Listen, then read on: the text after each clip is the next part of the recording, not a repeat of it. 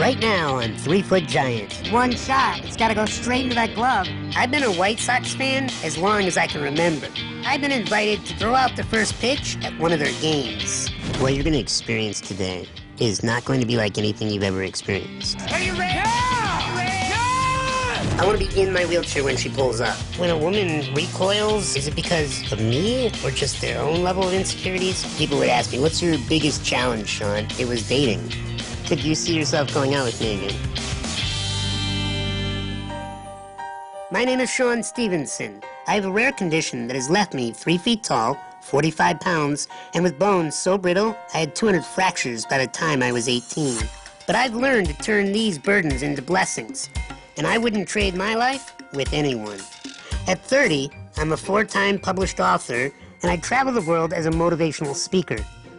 I've worked with world leaders, business tycoons, and celebrities, and that's only the beginning.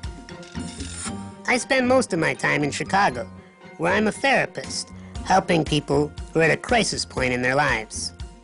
My goal is to teach them what I've learned, that anyone can live a giant life.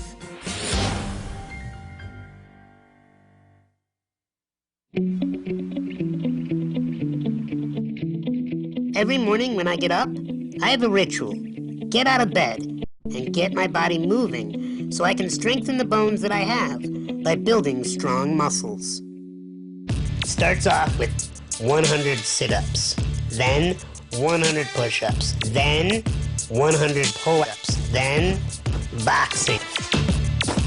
That's the most tiring. This exercise, combined with a healthy diet, are the reasons why I haven't fractured a bone in over 10 years. So I know you're interested. What's with this body? All right, with my left hand, I can touch my face. I can feed myself. With my right hand, I cannot. This is as close as I can get it. Even if I push it, I still can't reach my face. I have full feeling in every part of my body. I can have children, and I have a normal life expectancy, which is pretty amazing, considering I wasn't supposed to live through my first night. The day that Sean was born, everything seemed normal. I was in the delivery room with Gloria, and it was a happy occasion, and the doctors and nurses were joking around, and as soon as Sean crowned, the doctors had a hold of his head. The whole atmosphere changed. The doctor got very quiet, the nurse got very quiet. And Sean's head was just like mush. His arm was back behind his head, and his leg, one leg was flopping around. One of the doctors said, this is osteogenesis imperfecta, it's brittle bones, and Sean is one of the severe ones. And because he's so severe, he probably won't make it through the first night of his life.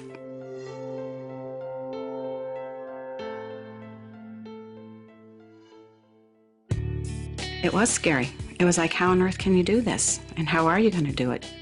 You couldn't lift Sean up under the armpits because you would fracture him. You couldn't lift him when you were changing the diaper by the legs like you would most children because you would fracture his leg. Just walking with him, you could fracture him.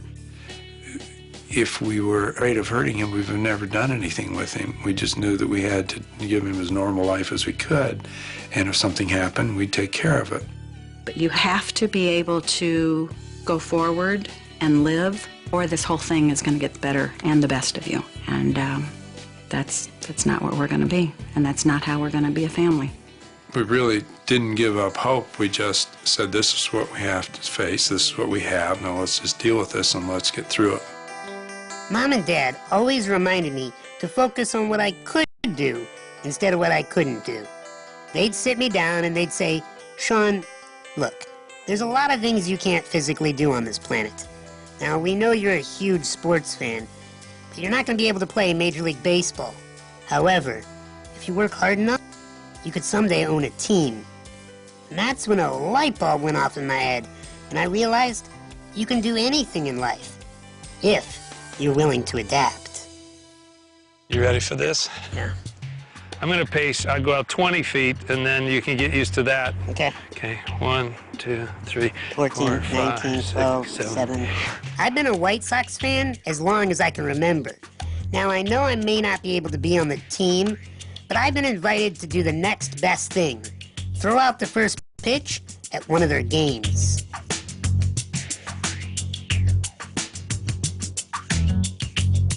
Okay, let's go. Hey, batter, batter, batter. Pretend like somebody's standing here. I can't throw from my wheelchair because of how my arms are bent. So again, I have to adapt. Bring in the heat. Come on, put it in here. Yeah. Try to get some consistency. Sean's getting ready to throw out the first pitch at the Chicago White Sox game. So we come out here every night and practice throwing, and he is concerned that he's not going to be able to throw far enough to get it over the plate. Let's get some heat here. Bring it. Oh, little wild, Look alive, little wild. look alive. Come on. Dude, give me a second. Yeah. I'm Stay gonna hurt warm, your hand, stay baby. loose. I'm gonna hurt your hand. Oh. Perfect. That's a good way to wrap it up. We don't want to get the arm too worn out. Gonna have to ice it down. I'll come out and get I it. know that people are telling me, well, it's just ceremonial. Not to me. To me, it's this moment where I get to be on a professional team, even just for 10 seconds. I have a private practice in Chicago where I see a lot of people in pain, and I can relate to that. I was in excruciating pain for most of my life, and I found that the brain has the power to turn on and off both physical and emotional pain. That's why I became a therapist, and I'm getting my PhD. I specialize in a form of therapy called breakthrough. Unlike traditional therapy, I meet with a client only once, but a session can last as much as 15 hours.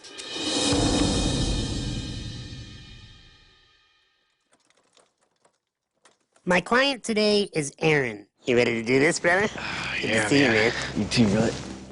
Aaron's been sending me emails and video journals, so I know his story real well. He's 5'4", so he sees himself as scrawny and weak. He's so intimidated by women that even the thought of speaking to them causes him to freeze up. I get so much insecurity that my heart starts to race and I can't think. I want to get the hell out of there, honestly, because I'm afraid because of the fact that I've proven to myself that I'll be embarrassed. A few years ago, Aaron was diagnosed with colon cancer. The majority of his large intestine was removed, and he had to wear a colostomy bag for over a year. His self-esteem hit rock bottom. I mean, here I am, this short, bloated, fat guy who stunk like crap. If I didn't have my family,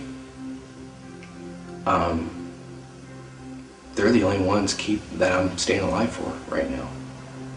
I'm not doing it for me because I don't think I have enough to give or to contribute to anybody. What Aaron's experiencing happens to all of us. We hear that little voice inside our heads that tells us we're not good enough, we're not smart enough, we can't achieve our dreams. That voice, it lives inside of our unconscious mind. Aaron's experiences have led him to shut down emotionally. My goal is to help him reconnect with his emotions and break through. What you're going to experience today is not going to be like anything you've ever experienced. We're going to pull out things that you've been harboring for way too long. Things that bring you pain. So when I ask you questions, you need to just surrender to the process. All around. So, Okay. why are you here? I'm here for help. I feel alone. I hate being me. This is typical for someone who is extremely depressed. I have something I want to get out and I can't put my finger on it